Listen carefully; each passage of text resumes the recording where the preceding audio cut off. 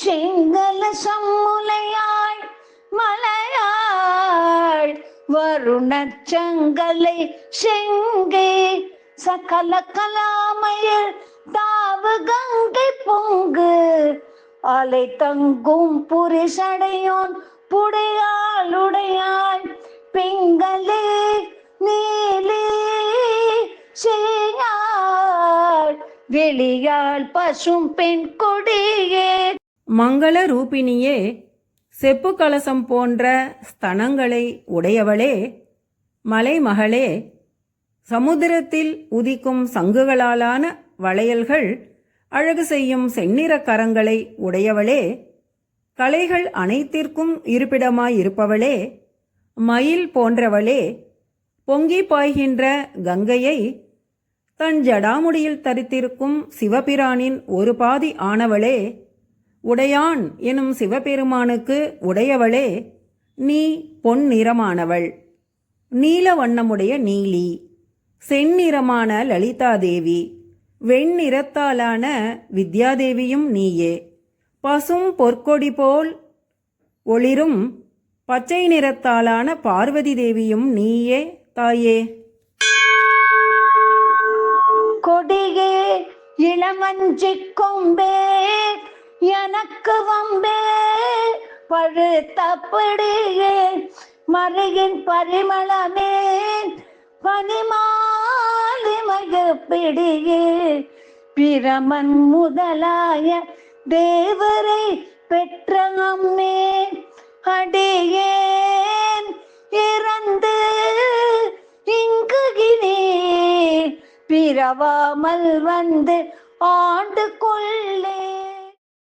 கொடி போன்றவளே, இளவஞ்சி பூங்கொடியை நிகர்த்தவளே, எனக்கு வலிய வந்து கருணை புரியும் தாயே, ஞான கனியே, வேதங்களின் பொருளே, மலைமகளே, பனிமிகுந்த இமயமலையில் இருக்கும் பெண் யானையை நிகர்த்தவளே, அடியேன் இறந்த பின்பு இப்பூவுலகில் மீண்டும் பிறவாமல் இருக்க என்னை ஆண்டு கொண்டு அருள் புரிவாய் அம்மா. கொல்லேன் மனத்தில் நின் கோலமல்லாது அன்பர் கூட்டம் தன்னை வில்லேன் பரசமயம் விரும்பேன் வியன் மூவுலகுக்குள்ளே அனைத்து நிற்கும் புறம்பே உள்ளத்தே விளைந்து கல்லே கழுக்கும் கழியே அழிக என் கண்மணியே. தாயே, உன்னுடைய திருக்கோலம் அல்லாத வேறொன்றை மனத்தில் கருத மாட்டேன். உன்னுடைய அன்பர்கள் பக்தர்கள் கூட்டத்தை விட்டு விலக மாட்டேன். உன்னையன்றி வேறொரு சமயத்தையும் விரும்ப மாட்டேன். இந்த உலகுக்கும் விண் மண் பாதாளம் உள்ளேயும் வெளியேயும் எனது உள்ளத்திலும் நிறைந்திருக்கும் தாயே, என் உள்ளத்தில் ஆனந்த களிப்பை உண்டாக்கும் கள்ளே, பேரானந்தமானவளே, எனக்கு கருணை புரிந்த என் கண்மணியே. மணியே மணியின் ஒளியே ஒளிரும் மணி புனைந்த அணியே அணியும் மணி கழகு அணுகாதவர்க்கு பிணியே பிணிக்கு மருந்தே அமரர் பெருவிருந்தே பணியேன் ஒருவரை நின் பத்ம பாதம் பணிந்து பின்னே. மாணிக்கமே, அந்த மாணிக்கத்தின் ஒளியே, மாணிக்கங்களால் செய்யப்பட்ட ஆபரணத்தை போன்றவளே, அந்த ஆபரணத்தை அணிந்து கொள்வதால் அதற்கு அழகை சேர்ப்பவளே, உன்னை அணுகாதவர்களுக்கு நோயாக இருப்பவளே, உன்னை அண்டிய பக்தர்களுக்கு நோய்க்கு பிறவி பிணிக்கு மருந்தாக இருப்பவளே, தேவர்களுக்கு பெருவிருந்தாய் திகழ்பவளே, தாமரை மலரை நிகர்த்த உன் திருவடிகளை பணிந்த பிறகு நான் வேறெவரையும் பணிய மாட்டேன், வணங்க மாட்டேன். பின்னே திருந்து நடியாரை பேணி பிறப்பறுக்க முன்னே தவங்கள் முயன்று கொண்டேன். முதல் மூவருக்கும் அன்னே உலகுக்கு அபிராமி என்னும் அருமருந்தே. என்னே இனி உன்னையான் மறவாமல் நின்றே துவனே. மும்மூர்த்திகளுக்கும் தாயாக விளங்கும் அன்னையே, பிறவி தலையை அறுக்க நான் முன்பு தவம் செய்து வந்தேன். இப்போது உன் அடியவர்களின் பின் சென்று அவர்களுக்கு பணியை செய்து வருகிறேன். இந்த உலகத்தார்க்கு பிணி தீர்க்கும் மருந்தாக விளங்கும் அபிராமி அன்னையே, இப்பிறவியில் உன்னை மறவாமல் நல்வழி நின்று வணங்கிக் கொண்டே இருப்பேன் தாயே. ஏத்தும் அடியவர் ஈரேழுலகினையும் படைத்தும் காத்தும் அழித்தும் திரிபவராம் கமழ் பூங்கடம்பு சாத்தும் குழலனங்கே மனம் நாருண்ணின் தாளினைக்கே என் நாத்தங்கு புன்மொழி ஏறியவாறு நகை உடைத்தே. தாயே, இந்த ஈரேழு உலகங்களை படைத்தல் காத்தல் அழித்தல் எனும் முத்தொழில்களை புரியும் மும்மூர்த்திகளும் போற்றி துதிக்கும் தேவியே, கடம்ப மலர் அணிந்த கூந்தலை உடையவளே, நறுமணம் வீசும் உன் மலர்த்தாள் திருவடிகளின் மகிமையை என் நாவில் வரும் வார்த்தைகளால் சொல்லவும் முடியுமோ? அவ்வாறு சொல்ல முயல்வது நகைப்புக்கு உரியதே.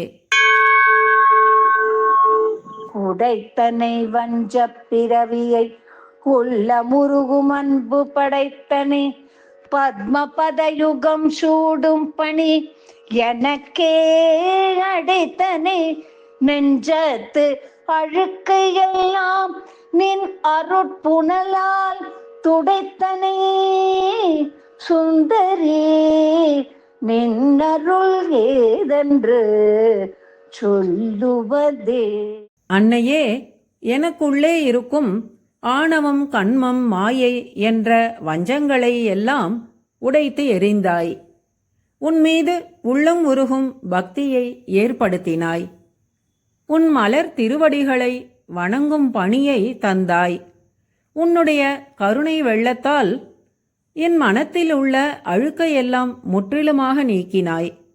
பேரழகு வடிவே, நின் அருளை எப்படி நான் திறம்பட இயம்புவேன்? சொல்லும் பொருளும் என நடமாடும் துணைவருடன் புல்லும் பரிமள பூங்கொடியே நின் புதுமலர்த்தாள் அல்லும் பகலும் தொழும் அவர்க்கே அழியாரசும் செல்லும் தவநெறியும் சிவலோகமும் சித்திக்குமே.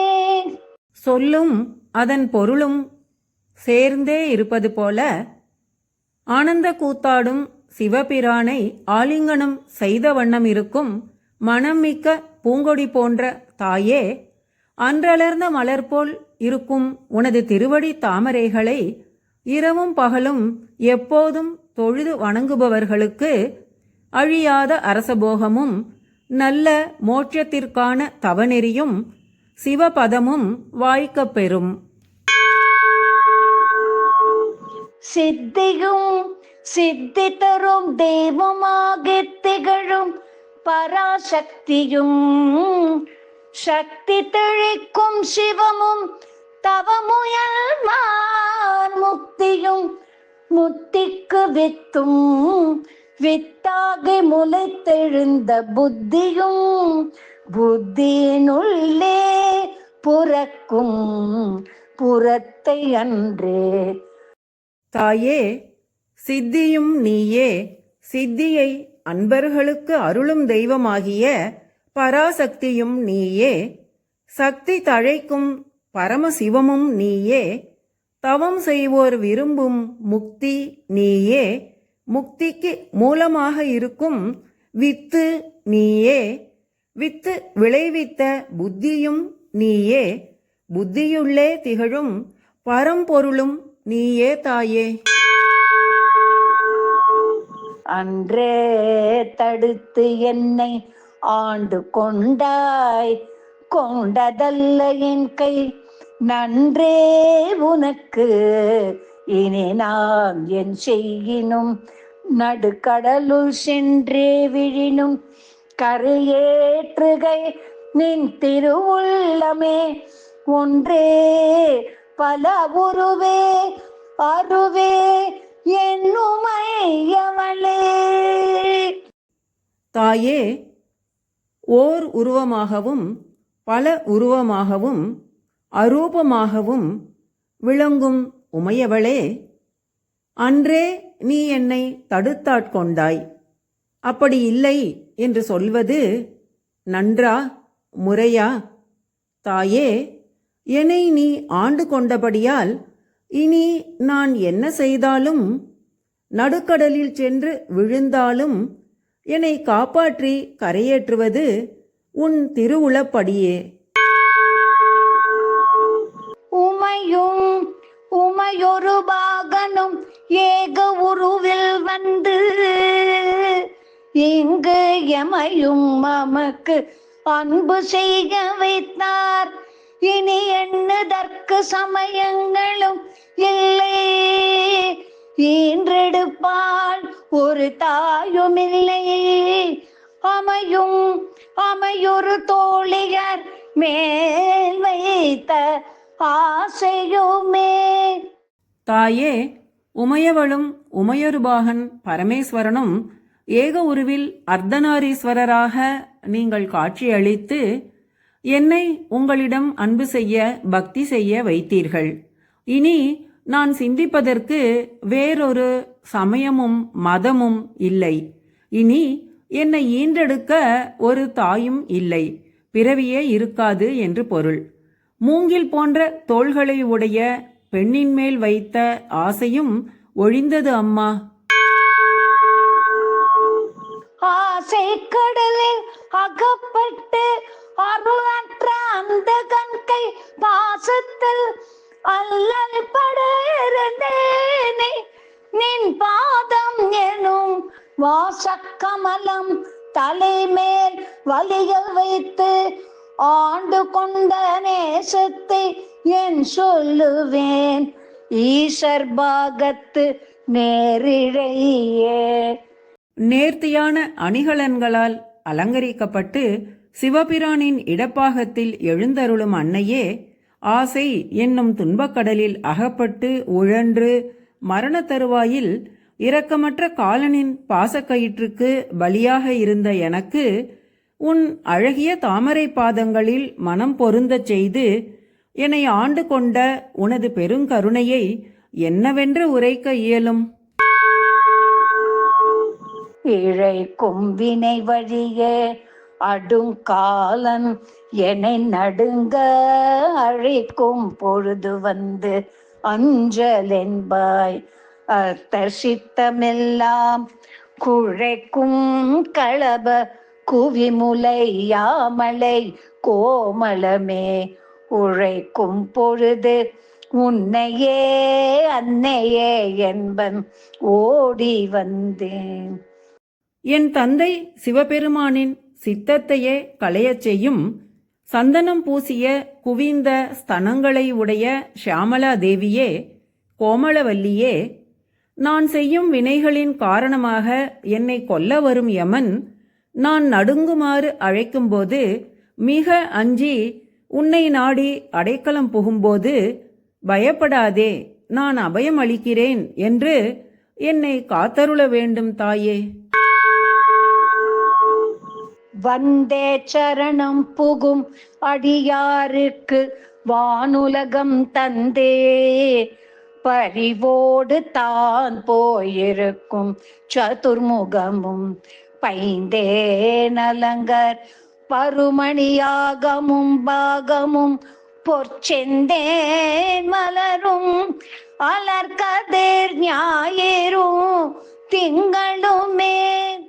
தன்னை வந்து சரணமடையும் அடியவர்களுக்கு எல்லா சுகங்களையும் ஏன் வானுலகத்தையே அளிக்கும் தேவி, நீயே பிரம்மாவின் 4 முகங்களிலும் பசுமையான தேன்வடியும் துளசி மாலைகளும் கௌஸ்துபமணியும் அணிந்த திருமாலின் திருமார்பிலும் சிவபெருமானின் இடப்பாகத்திலும் விரிந்த கிரணங்களை உடைய சூரிய சந்திரனிலும் இருப்பவள் நீயே தாயே. திங்கட்பகவின் மனம் நாரும் ஷீரடி சென்னி வைக்க எங்கட்கு ஒரு தவம் எய்தியவா எண்ணிறந்து விண்ணோர் தங்கட்கும் இந்த தவம் ஏதுமோ தரங்க கடலுள் வெங்கட்பணி அணை மேல் துயில் கூறும் விழுப்பொருளே. அன்னை அபிராமியே, அலைகளை உடைய பார்க்கடலில் சிவந்த கண்களை உடைய பாம்பு படுக்கையில் துயிலும் மேலான பொருளே, வைஷ்ணவியே, சிவபிரானின் ஜடாமுடியில் இருக்கும் பிறை உன் திருவடிகளில் பட்டதால் உன் திருவடிகளில் சந்திரனின் மனம் வீசுகிறது. அந்த அழகிய பாதங்களை எம் சிரசின் மேல் வைக்க நாங்கள் செய்த தவம்தான் என்ன? வியப்பு தாயே. எண்ணிலடங்கா தேவர்களுக்கும் இந்த வாய்ப்பு கிட்டுமோ? பொருளே, பொருள் முடிக்கும் போகமே, அரும்போகம் செய்யும் மருளே, மருளென் வரும் தெருளே, என் மனத்து வஞ்சத்து இருளேதுமின்றி ஒளி வெளியாகிருக்கும் உந்தன் அருள் ஏது அறிகின்றிலேன் அம்புஞாதனத்து அம்பிகையே. தாமரை மொட்டு போன்ற குவிந்த ஸ்தனங்களை உடைய தாயே, நீயே பொருளாக செல்வமாக இருக்கின்றாய். அந்த பொருளை நுகரும் போகமாக இருக்கின்றாய். அந்த போகத்தால் உண்டாகும் மாயையாக இருப்பதும் நீதான்.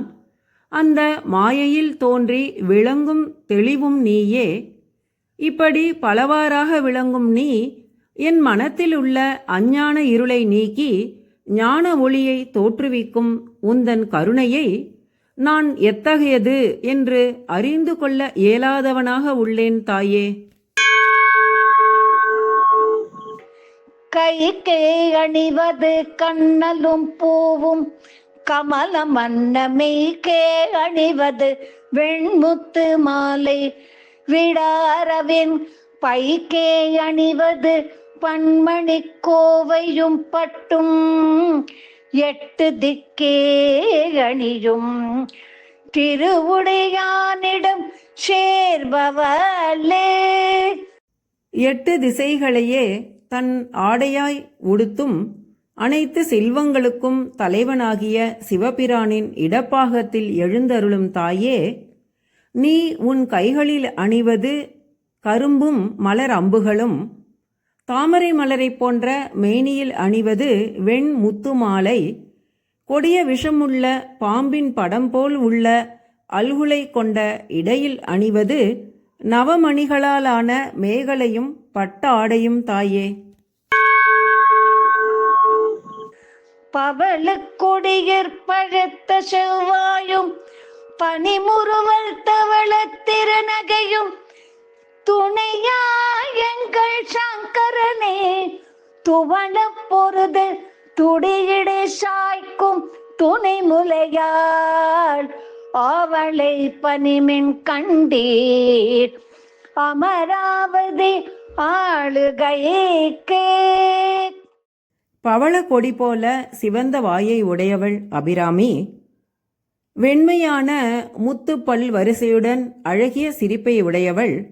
அது மட்டுமின்றி எம் இறைவன் சிவபிரானின் தவத்தையே கலைக்கும் அளவு உடுக்கை போன்ற இடையும் இடையை நோகும்படியான ஸ்தனபாரங்களையும் கொண்டவள்.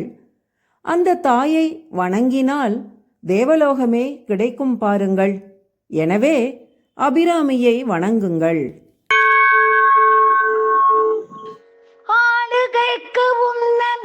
அடி தாமரைகள் உண்டு அந்த கண்பால் மீளுகைக்கு உந்தன் விழியின் கடி உண்டு மேலிவற்றின் மூழுகைக்கு என் குறை நின் குறையே அன்று முப்புறங்கள் மாடுகைக்கு அம்பு தொடுத்ததில்லான் பங்கில் வாணுதலே. அன்று முப்புறங்களை எரிப்பதற்காக மேருமலையை வில்லாக வளைத்த சிவபிரானின் இடப்பாகத்தில் எழுந்தருளும் அழகிய பிறை போன்ற நெற்றியை உடைய தாயே, என்னை ஆட்கொண்டு அருள உன் தாமரை திருவடிகள் இருக்கின்றன. நான் காலனின் பார்வையிலிருந்து மீள்வதற்கு உன் கருணையுள்ள கடைக்கண் பார்வை உள்ளது. அப்படி இருந்தும் நான் உன்னை பணிந்து வணங்காவிடில் அது எனது குறையே, உன் குறை அன்று. வானுதற்கண்ணியே விண்ணவர் யாவரும் வந்து இறைஞ்சி பேணுதற்கு எண்ணிய எம்பெருமாட்டியை பேதை நெஞ்சில் காணுதற்கு அந்நியல் அல்லாத கண்ணியை காணும் அன்பு பூணுதற்கு எண்ணிய எண்ணமன்றோ முன்சே புண்ணியமே. ஒளி பொருந்திய அழகிய நெற்றியை உடையவள் அபிராமி. தேவர்களும் வந்து வணங்கி வழிபட நினைக்கும் எம் பெருமாட்டி அபிராமி தாய். அஞ்ஞானம் உள்ளோர்க்கு எளிதில் புலப்படாதவள் அவள், என்றும் கன்னியானவள். அப்படிப்பட்ட அபிராமியை நான் கண்டு கொண்டு தொழுது அவளது பேரன்பை பெறுவதற்கு எண்ணுவது நான் முற்பிறவிகளில் செய்த புண்ணியத்தின் பலனே ஆகும்.